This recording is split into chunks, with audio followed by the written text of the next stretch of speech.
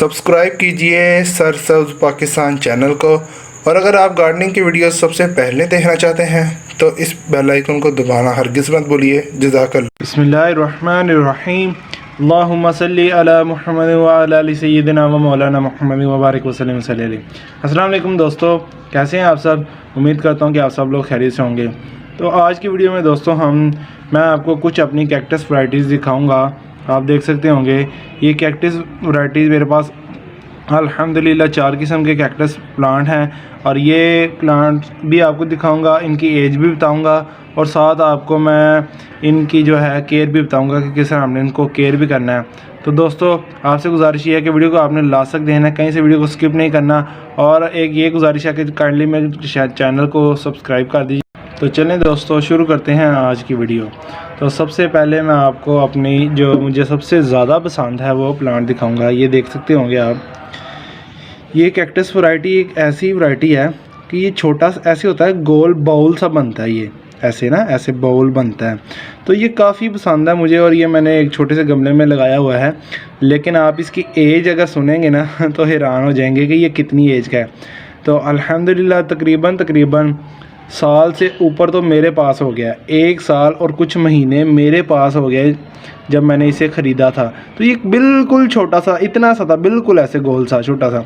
तो अब ये देखें नई ग्रोथ इसकी आ रही है, और इसके हर जगह कांटे हैं बहुत ही तेज़, और वो मुझे काफ़ी ज़्यादा ना प्लांट्स ये पसंद है कैक्टस। ये देखें आप, तो इसकी मैंने एज भी आपको बता दी, और आप इसकी सॉइल देख सकते होंगे, काफ़ी सैंडी है, काफ़ी रेतली है। और दोस्तों इसकी जो मिट्टी है वो कितनी ज़्यादा खुश्क है, मैं इतना ज़्यादा इन्हें पानी नहीं देता। कैक्टस की असल बात ही ये है कि हमें इसे पानी बहुत ही कम देना होता है जब इसे ज़रूरत हो। तो अब शुरू करते हैं ये वैरायटी से।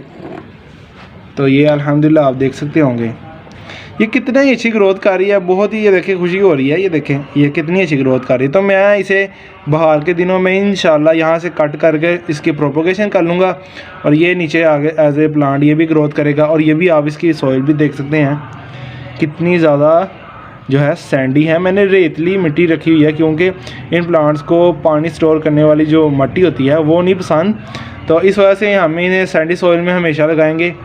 चले आप देख सकते होंगे कि बिल्कुल आपको क्लियर नज़र आ रहा होगा। ठीक है दोस्तों, ये काफ़ी प्यारी है, और ये भी तकरीबन 1 साल होने वाला है। पूरा साल नहीं हुआ लेकिन 1 साल होने वाला है जब मैंने ये ख़रीदा था। तो ये भी काफ़ी खूबसूरत और अच्छी वैरायटी है। तो अब आगे मैं बात करूँगा आपको, मैं सबसे पहले जो कैक्टस ख़रीदा था मैंने, जब मुझे कैक्टस का शौक़ हुआ, तो दोस्तों आप इस कैक्टस को देखिए।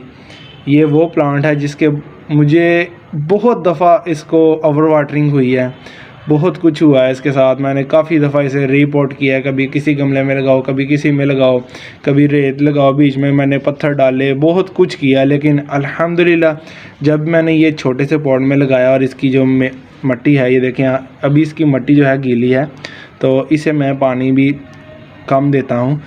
ठीक है, ये देखें आप, ये अब ग्रोथ करना शुरू हुआ, और इसे यकीन माने अब ये जनवरी आएगा ना तो तकरीबन 2.25 साल हो चुके हैं मेरे पास इस प्लांट को।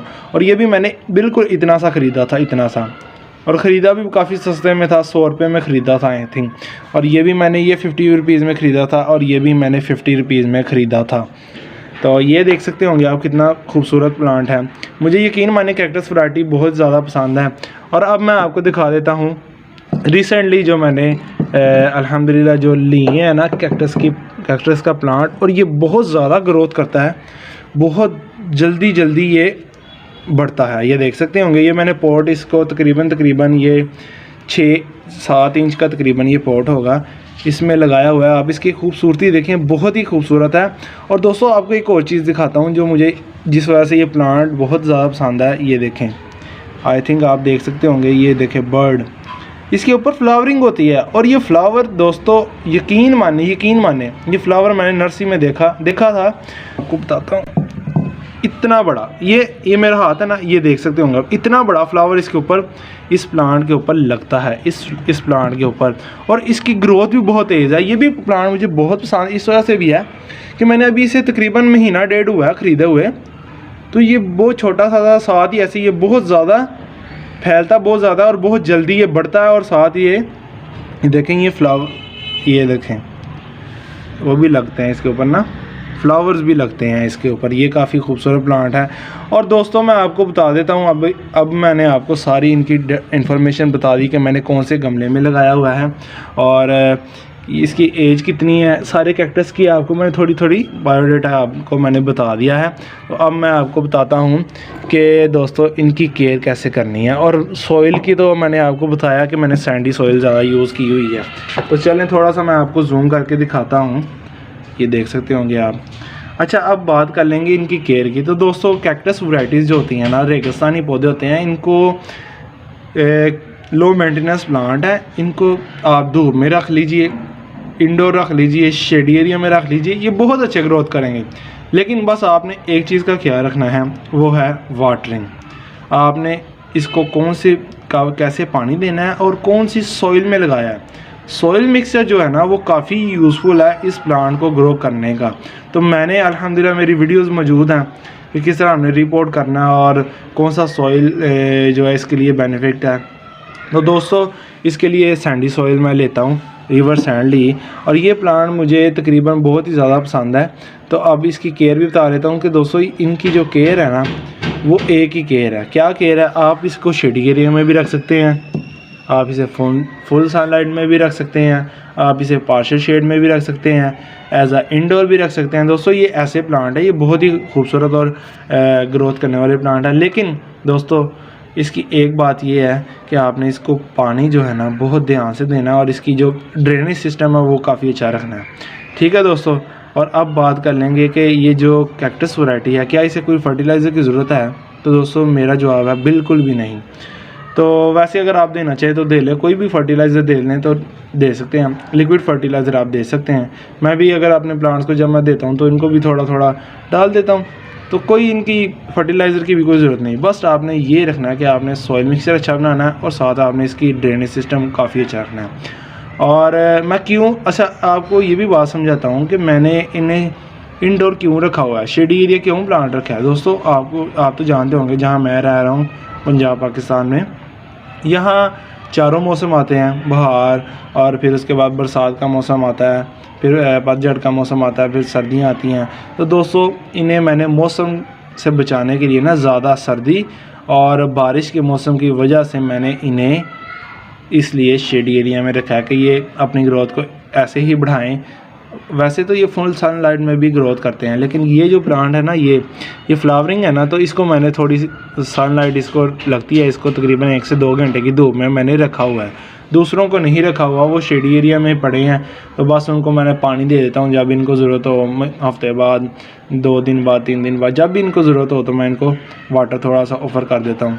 तो ये मैंने आपको कुछ बता दी हैं बातें काफ़ी ज़्यादा, तो उम्मीद करता हूँ कि आपको समझ लगी होगी।